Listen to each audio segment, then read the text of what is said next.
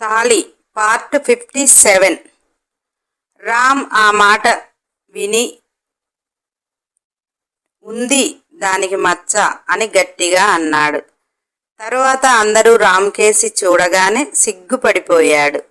మల్లికైతే ఎక్కడలేని సిగ్గు వచ్చేసింది. పోయి రాము గుండెల్లో తల దాచేసింది. ఎందుకంటే మల్లికి ఆ పుట్టుమచ్చ కనిపించదు. రామ్ చూశాడు కనుక గట్టిగా చెప్పేవరికి చాలా సిగ్గుపడిపోయి ఎటు వెళ్ళాలో తెలియక రామ్ గుండెల్లోకి వెళ్ళిపోయింది.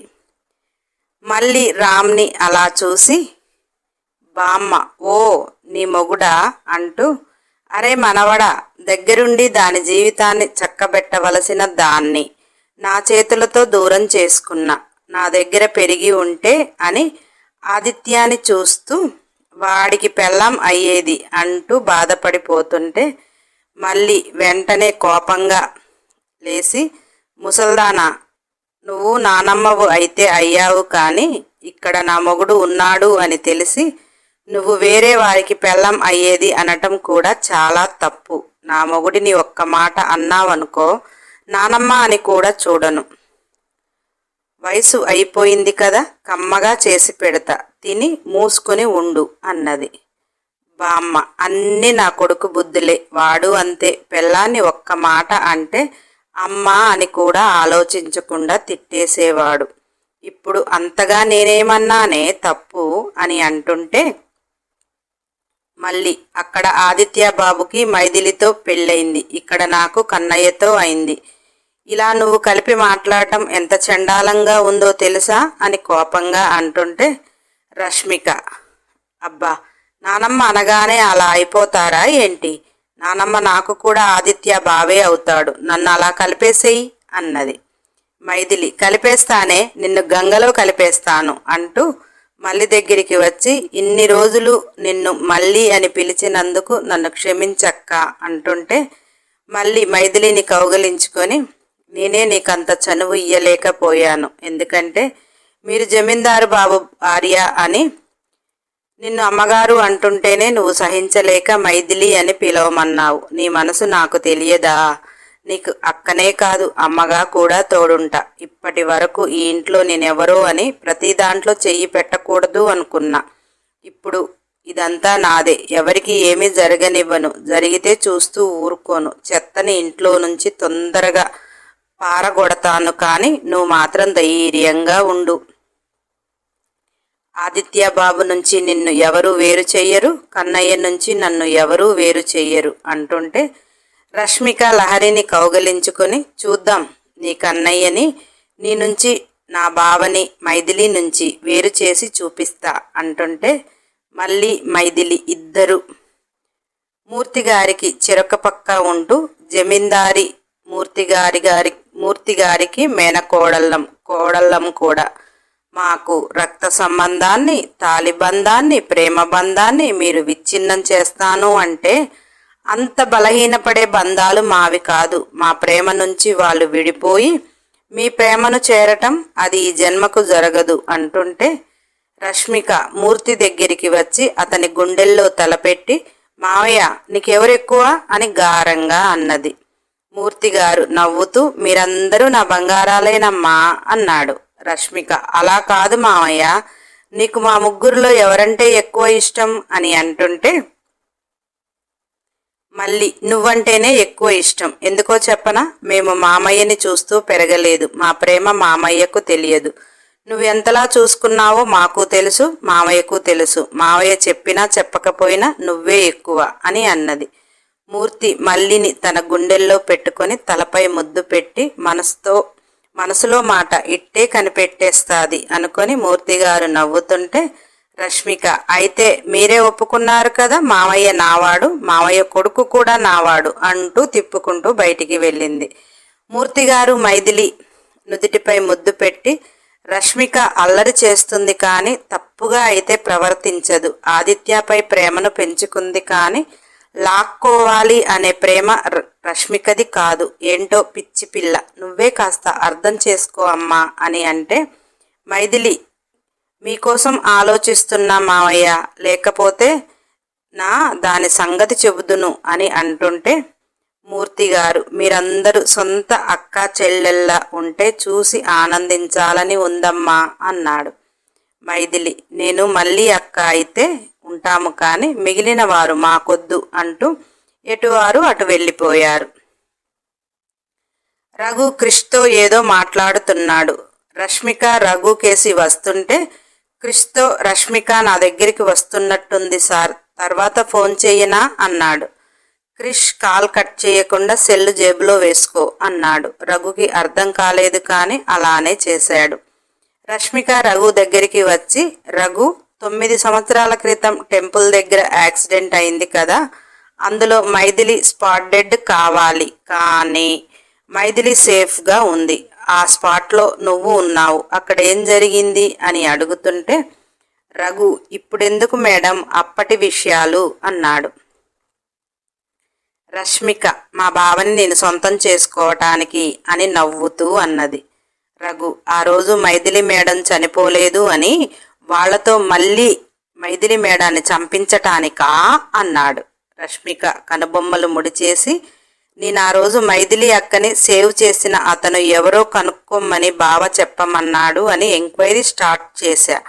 మైథిలి అక్క స్పాట్ డెడ్ కావాలి అంటే అక్కడ కారు ఎదురుగా అక్క ఉంది, అందుకే చనిపోలేదు, ఎవరో రక్షించి అతను అని నేను అనుకున్నా. ఇప్పుడు నీ మాటల్లో ఇంకొకటి అర్థమైంది, అంటే మైథిలి అక్కని చంపాలి అని ఎవరో చూశారు, అక్కని కాపాడాలని ఎవరో చూశారు అని బల్బు వెలిగిన దానిలా బ్రైట్గా మాట్లాడుతుంటే రఘు తత్తరపడుతూ అదేం లేదు మేడం అని టెన్షన్గా అన్నాడు.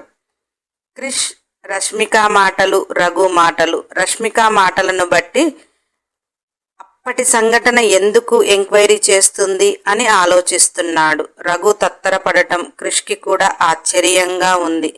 ఆ రోజు ఆ యాక్సిడెంట్ ప్లాన్ ప్రకారం జరిగిందా అని క్రిష్కి ఏమీ అర్థం కాక, అసలు రష్మిక ఆ కేసుని ఎందుకు డీల్ చేస్తుందో అర్థం కాక, రఘుకు తెలుసా మైథిలిని సేవ్ చేసింది ఎవరో తెలియదు, అంటే అక్కడ యాక్సిడెంట్ అయింది అనేది తెలుసు రఘుకి అని అర్థం చేసుకున్నాడు. రష్మిక, చూడు రఘు, నీ అంతట నువ్వు క్లియర్గా చెప్తే అక్కడ నీ తప్పు ఏదీ లేదు అంటే నువ్వు సేఫ్ అవుతావు, లేదు అంటే కావ్య హిస్టరీ బయటికి వస్తుంది అన్నది. రఘు ఒక్కసారిగా రష్మిక ముఖంలోకి చూశాడు.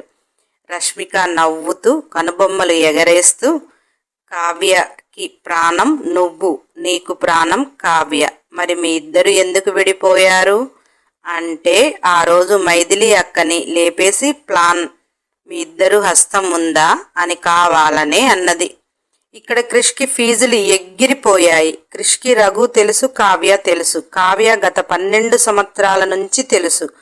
కావ్య లవ్ చేసిందని క్రిష్కి తెలుసు, కానీ ఎవరిని లవ్ చేసింది, ఎందుకు బ్రేక్ అయింది అనేది క్రిష్కి తెలియదు.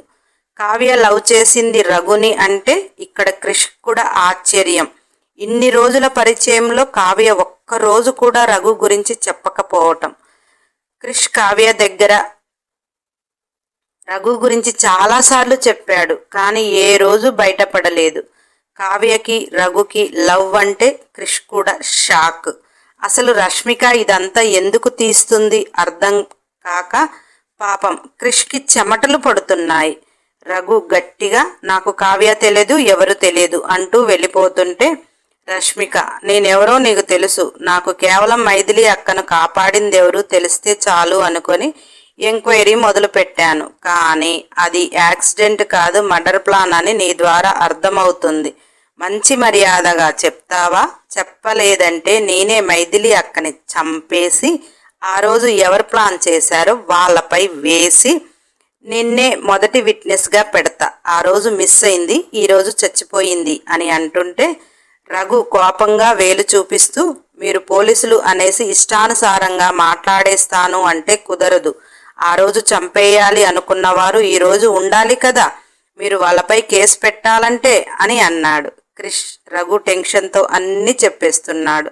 రష్మిక పోలీస్ తెలివితేటలతో అన్నీ లాగేస్తుంది అని ఆలోచిస్తూ, ఆ రోజు మైథిలిని చంపాలని ఎవరనుకున్నారు అని క్రిష్ ఆలోచిస్తున్నాడు.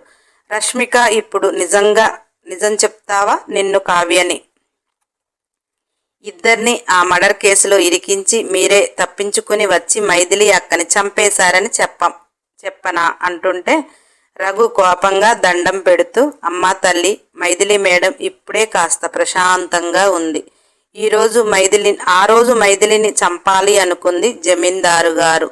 ఆ విషయం నాకు తెలిసి మైథిలి మేడం లేకపోతే ఆదిత్య సారు ఏమైపోతారో అని పరుగున వచ్చాను. అప్పటికే అతను ఎవరో కాపాడారు. నేను రావటం లేట్ అయినది. ఇప్పుడు జమీందారు గారికి ఆదిత్య సారు మైథిలి పెళ్లి చేసుకున్నాడు అని ఎలా తెలిసిందో నాకు తెలియదు, కానీ జమీందారుల ఇలా చేస్తున్నాడు అని నేను చిన్నప్పటి నుంచి అక్కడే పెరిగాను. జమీందారు కుటుంబంలో పని మనుషులు తెలుసు, వాళ్ళ ద్వారా నాకు తెలిసింది. మైథిలి మేడం ప్రాణాలతో ఉన్నది అని నేను త్వరగా హాస్పిటల్కి తీసుకుని వెళ్ళాను. జమీందారు అలా ప్లాన్ చేసిన తర్వాత మంచానికి అంకితం అయ్యారు. అప్పుడు ఆదిత్య సార్కి, నాకు, ఇంట్లో సరోజ మేడానికి, జమీందారికి తెలియదు అనుకున్నాము. జమీందారు తెలిసింది, అతను మంచం పట్టాడు అని. నేను మైథిలి మేడం బతికింది ఇక అప్పటి నుంచి ఏ రోజు బయటికి తీసుకుని రాలేదు. ఇక్కడ కావ్యకి మైథిలి మేడాన్ని చంపాల్సిన అవసరం లేదు, నాకు అంతకంటే లేదు అని బాధపడుతుంటే రష్మిక బాగా ఆలోచిస్తూ, మరి ఆ రోజు హాస్పిటల్కి కావ్య ఎందుకు వచ్చింది అంటుంటే రఘు, నాకు కూడా ఆ రోజే తెలిసింది మైథిలి మేడానికి కావ్య క్లాస్మేట్ అని. కావ్య పాపని మైథిలి మేడం రక్షించింది అని, హాస్పిటల్కు వచ్చింది అని చెప్తుంటే రష్మిక, పెళ్లి కాని కావ్యకి బిడ్డ, ఆ బిడ్డని మైథిలి రక్షించింది.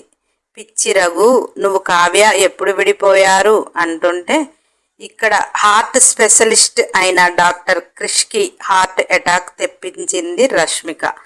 క్రిష్ ఏమనుకున్నాడు అంటే ఆదిత్యాన్ని క్యూర్ చేయాలి అని, అన్ని బంధాలను అతనికి దగ్గర చెయ్యాలి అని ఆరాటపడి ఈ డెవిల్ని తీసుకుపోయి అక్కడ పెట్టాడు. అది వెళ్ళి దీనికి ఒక కుటుంబం ఉంటుంది, మూర్తిగారు ఆరోగ్యంగా ఉంటారని నేను పంపిస్తే, వాళ్ళు హార్ట్లు స్ట్రాంగ్గా చెయ్యాలని నేను పంపిస్తే నాకు హార్ట్ వీక్ చేస్తుంది. ఇప్పటి వరకు రఘు కావ్య లవర్స్ అని క్రిష్కి తెలియదు. ఇప్పుడు కావ్యని పట్టుకుంటే ఆ రోజు మైథిలిని కాపాడింది కాకుండా 12 సంవత్సరాల జీవిత చరిత్ర బయటపడుతుంది. ముందు కావ్య నాకు టచ్లో లేదు. కావ్య గాని రష్మికకి దొరికింది అంటే ఇన్ని రోజులు నేను చేసింది మొత్తం బయటికి వస్తుంది. ఎందుకంటే కావ్యకి పెళ్ళి కాలేదు, పిల్లలు లేరు. ఇప్పుడు ఆ చరిత్ర మొత్తం రఘుకు చెప్తుంది. కావ్య రఘుకి టచ్లో లేదు, క్రిష్కి టచ్లో లేదు.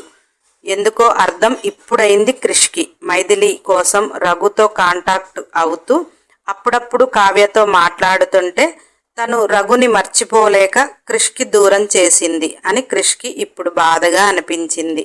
కానీ కావ్య రఘుకి ఎందుకు దూరం అయింది అంటే నా గురించి మొత్తం కావ్యకి తెలుసు. ఓ మై గాడ్, నేను నా పరంగా ఆలోచించుకొని కావ్య లైఫ్ని స్పాయిల్ చేశానా? క్రిష్ అయితే జుట్టు పీక్కుంటున్నాడు.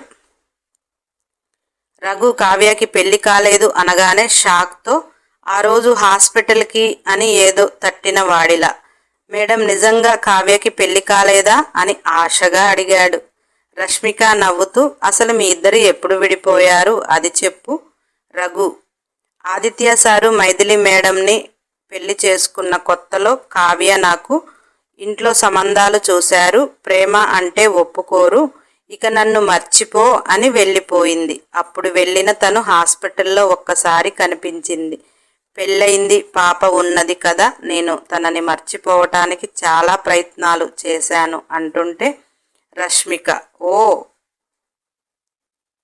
5 స్టార్ చాక్లెట్ బయటికి తీసి దాన్ని స్టైల్గా కొరుకుతూ, మర్చిపోవటానికి ప్రయత్నిస్తున్నావు కానీ మర్చిపోలేదు. ఆమె నిన్ను మర్చిపోలేక పెళ్లి చేసుకోలేదు. అసలు ఆ రోజులు మైథిలి అక్కని కాపాడింది ఎవరు, ఎందుకు కాపాడారు అవి తెలియాలి అంటే కావ్య ఎక్కడ ఉందో నీకు తెలిస్తే త్వరగా చెప్పు, లేదంటే నా టీం వెతుకుతున్నారు, తాను దొరికింది అంటే అనగానే రఘు ప్రామిస్గా కావ్య ఎక్కడ ఉందో నాకు తెలియదు మేడం అన్నాడు. క్రిష్ బాబుకి రష్మిక అంత పట్టుదలగా కేవలం ఆ రోజు మైథిలిని కాపాడిన వాళ్ళ గురించి కాదు తెలుసుకునేది, ఇంకేదో ఉంది. రష్మిక అన్నట్టు ఆదిత్యాని బాగా కోరుకుంటుందా అన్న ఆలోచన రాగానే క్రిష్కి చెమటలు వచ్చేసి క్రిష్ రఘు ఫోన్ కట్ చేశాడు. కావ్య కోసం చాలా ట్రై చేశాడు. కావ్య కావాలనే క్రిష్కి దూరమైంది. ఎందుకంటే మైథిలి క్రిష్కి ఫ్రెండ్ అయింది. రఘు ద్వారా ఆదిత్య విషయాలు అన్నీ క్రిష్కి తెలుస్తున్నాయి అనేసి ఆమె తప్పుకుంది. కనుక క్రిష్కి కాంటాక్ట్లో లేదు. తను ఎంత ట్రై చేసినా దొరకలేదు. క్రిష్కి పిచ్చి లేస్తుంది. అసలు కావ్య రఘుని ప్రేమించినట్టు ఎందుకు చెప్పలేదు? కావ్య గాని రష్మిక చేతులకు దొరికితే అన్న ఆలోచన రాగానే క్రిష్కి పాపం రామ్ బ్రతికి ఉన్నాడు, రామ్ని చూడాలి అని అతని ప్రాణం ఎంతలా కొట్టుకున్నా కానీ అతని జీవితంలో మైథిలికి కనిపించకూడదు అని ఎప్పుడో శిలాశాసనంగా రాసుకున్నాడు. ఇప్పుడు అర్జెంటుగా ఇండియా వెళ్ళి కావ్య రష్మికకి చిక్కక ముందే కావ్యాని లాక్ చేయాలి అనిపిస్తుంది. అలా లాక్ చేస్తే వాళ్ళ ప్రేమ క్రిష్కి ఏం అర్థం కాక ఇక ఇండియా టికెట్ బుక్ చేసుకోవటం తప్ప తనకి వేరే దారి దొరకటం లేదు. క్రిష్ అసలు రష్మిక ఆలోచన ఏమిటి అని రష్మికకి ఫోన్ చేశాడు. రష్మిక బెడ్ మీద దొర్లుతూ సీలింగ్ కేసి చూస్తూ ఏదో ఆలోచిస్తుంటే ఫోన్ మోగుతుంది అని చూసింది. ఆ ఫోన్లో స్క్రీన్పై క్రిష్ ఫోటో. క్రిష్ కాల్ చేస్తే ముసిముసిగా నవ్వుతూ సార్కి బాగా కాక పుట్టినట్టుగా ఉందే, రఘు ఇతగాడికి ఇన్ఫార్మర్ కదా, ఇప్పుడే అన్నీ వెళ్ళిపోయాయా అని ఆలోచిస్తుంది. మీకు కాక పుట్టించటానికే కదా నేనుంది అంటూ నవ్వుతూ చెప్పండి సార్ అని లిఫ్ట్ చేసింది. రష్మిక అంత తీయగా చెప్పండి సార్ అనగానే క్రిష్కి అసలు ఎలా మొదలు పెట్టాలో అర్థం కావటం లేదు. నెక్స్ట్ ఎపిసోడ్ కోసం సబ్స్క్రైబ్ చేయండి. నా మంచి బంగారాలు కాదు, ఖచ్చితంగా లైక్ చేయండి, కంపల్సరీ కామెంట్ చేయండి, వీలైతే షేర్ చేయండి. అన్ని ఎపిసోడ్ల కోసం బెల్ ఐకాన్ టచ్ చేయండి.